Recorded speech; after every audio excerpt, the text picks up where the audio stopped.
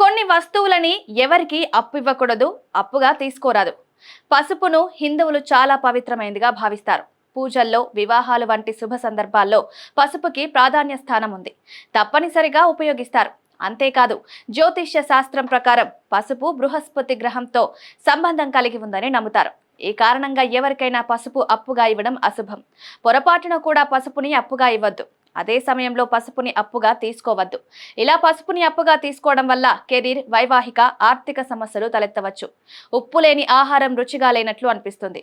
ఉప్పికి వంటగదిలో జ్యోతిష్య ప్రకారం అయిపోకూడదని నమ్ముతారు.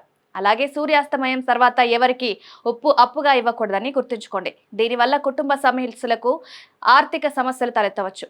జ్యోతిష్య శాస్త్రంలో పాలు చంద్రునితో ముడిపడున్నాయి. ఈ కారణంగా సూర్యాస్తమయం తర్వాత పాలు లేదో వాటితో తయారు చేసిన ఏదైనా పదార్థాలను అప్పుగా ఇవ్వడం శుభప్రదంగా పరిగణించబడదు. ఉల్లిపాయ, వెల్లుల్లి కేతుగ్రహం పాలిస్తుంది. అటువంటి పరిస్థితుల్లో జ్యోతిష్య నిపుణుల అభిప్రాయం ప్రకారం సూర్యాస్తమయం తర్వాత వెల్లుల్లి, ఉల్లిపాయలను అప్పుగా ఇవ్వడం, తీసుకోవడం వల్ల ఇంట్లో సుఖ సంతోషాలు తగ్గుతాయి.